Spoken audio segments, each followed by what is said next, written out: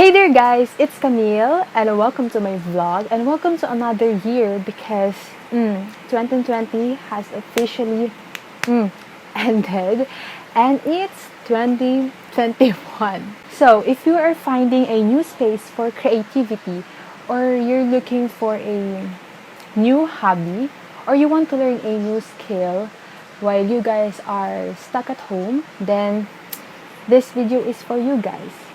I got you.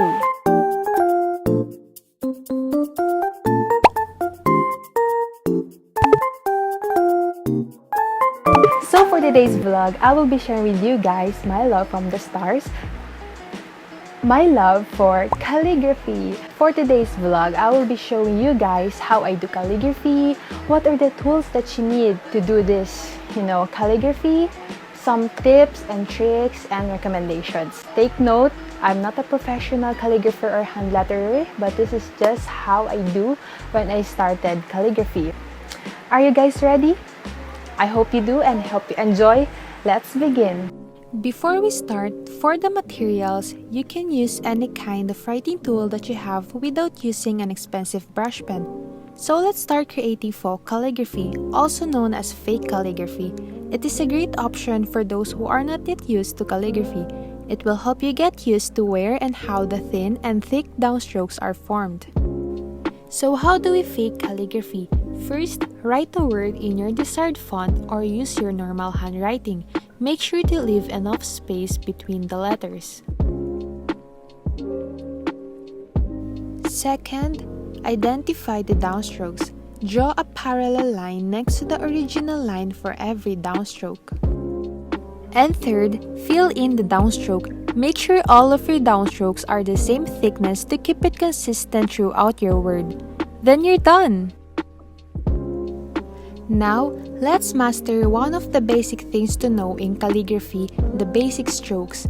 The two main things to always remember are the upstroke and the downstroke. When you write an upstroke, use light pressure when your brush pen moves up on the page to create thin lines.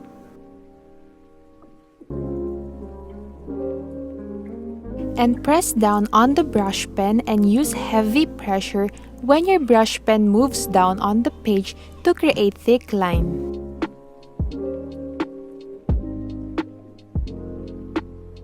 So there are 8 basic strokes that you can use to combine and form any letter of the lowercase alphabet.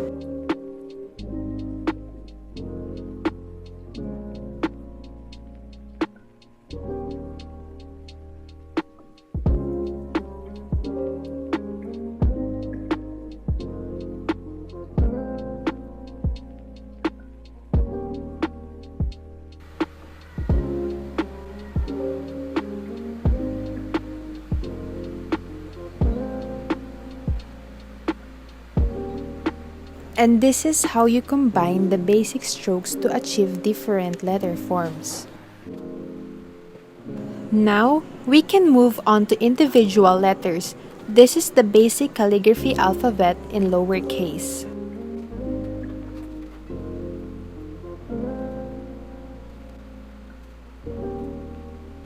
You can search on the internet a practice worksheet that illustrates how each letter is formed, or you can download these free practice worksheets from Tombow. The link is in the description box. Since we know how to form individual letters, let's learn how to connect them and start experimenting with words and phrases and different styles like this, the bouncy pattern. These letters do not stay within the lines. You don't just write fast and continuously as if you were writing in cursive. You have to lift your pen after each letter because you have to concentrate on each stroke you are making. Calligraphy and cursive writing are not the same. The strokes in cursive are consistent in width, while in calligraphy, there are thin upstrokes and thick downstrokes. Here are some of my favorites and recommendations for brush pens. If you're a beginner, I would advise you to start practicing with a brush pen because it's the easiest tool to start off with compared to the traditional dip pen. It has a flexible nib to create the thick and thin lines. Okay, moving on to some tips and things you need to know. First of all, learning calligraphy requires both practice and a long patience because it takes a lot of time to practice and master it. So practice every day and you will get better. It's much better to learn and practice for 30 minutes than twice a week for only 1 to 2 hours. Okay guys, remember consistency over intensity. So keep practicing and don't lose hope. Next, you don't need to have a pretty handwriting to be good at calligraphy. Guys, my first attempt at calligraphy and hand lettering were not that good. Okay, so this is my first attempt in calligraphy. This was created in 2015. Yes. And this is my first attempt in calligraphy. This was also created in 2015. So I always write the date at the back when I create my calligraphy or hand lettering so that I can see the progress of my work in my calligraphy journey. So if I look back, I can see if there's any improvements. Okay, bonus info. The difference between calligraphy and lettering is that lettering is the art of drawing letters. Each letter was sketched and drawn individually and often decorative, while calligraphy, it is the art of writing letters.